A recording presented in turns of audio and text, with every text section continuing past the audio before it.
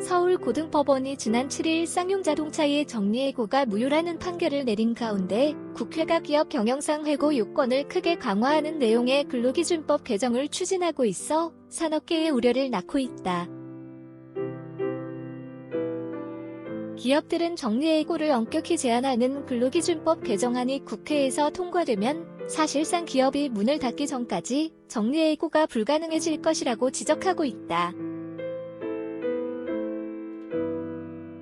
또 이번 쌍용차 판결에 고무된 노동계에서 잇따라 해고 무효 소송을 제기할 수 있다고 걱정하는 분위기다.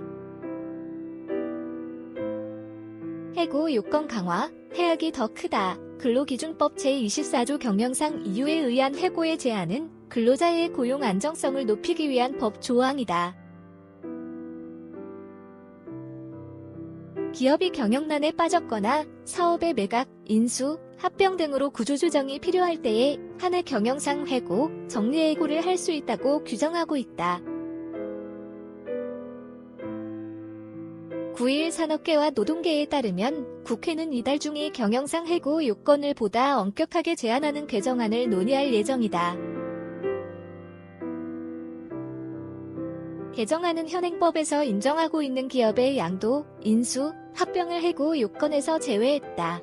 또한 자산의 매각, 근로시간 단축, 희망퇴직, 업무 조정 및 배치 전환 등 다른 5가지에서 6가지 해고 회피 노력을 모두 이행한 뒤에야 정리해고를 할 수 있도록 제한했다.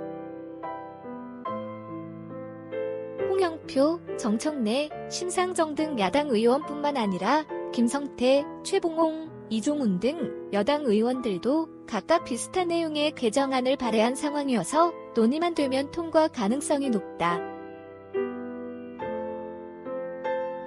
박지순 고려대 법학전문대학원 교수는 법안의 핵심을 해고 근로자 보호라는 단편적인 시각에서 보는 게 문제라며 경영상 해고의 본질은 소수 근로자의 희생으로 다수 근로자가 직업을 유지하게 하는 제도라고 지적했다. 박 교수는 경영상 해고 요건을 강화하면 경제위기가 닥쳤을 때 기업 회생을 가로막는 장애물이 될 것이며 자칫 소 잃고 외양간 고치기가 될 수 있다고 말했다. 박재근 대한상공회의소 노동환경정책팀장은 개정안이 통과되면 과거 쌍용차나 한진중공업처럼 인력 감축 등을 통해 회생한 기업들이 나오기 힘들어질 것이라고 설명했다. 고용 유연성 취약 기업들은 지난 7일 서울고법이 해고 무효 확인 소송을 제기한 쌍용차 정리해고자들의 손을 들어주자 앞으로 파장이 어디까지 확산될지 촉각을 곤두세우고 있다. 노동계 안팎에선 이번 판결을 계기로 다른 사업장까지 해고 무효 소송을 확대할 가능성이 높은 것으로 보고 있다. 실제로 민주노총은 지난 7일 판결 후 성명을 내고 경영상 해고를 광범위하게 인정하는 근로기준법 때문에 쌍용차를 비롯한 다수 사업장에서 이것이 악용됐다고 주장하기도 했다.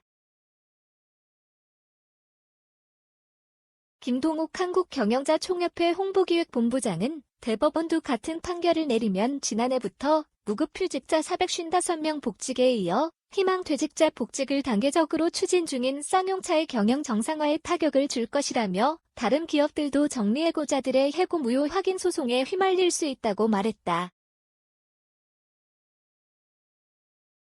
한국고용정보원에 따르면 2006년부터 2012년까지 경영상 해고된 인원은 총 55만 7,231명에 달한다. 산업계 전반으로 이와 유사한 소송이 확산될 수 있다는 얘기다. 이와 함께 경영상 필요에 따른 정리해고 요건을 더욱 까다롭게 해야 한다는 사회 분위기가 확산되는 데 대한 우려도 커지고 있다. 최준석 강현우 기자 이스크러의 탱평.com 근로자 해고 요건이 강화되면 기업이 고용을 회피하면서 고용 경직성이 커질 것이란 주장이다. 변양규 한국경제연구원 거시정책연구실장은 정규직을 해고하기 어렵게 만들수록 기업은 비정규직을 늘리게 된다며 정규직은 유연화하고 비정규직 보호를 강화하는 것이 바람직한 방향이라고 말했다.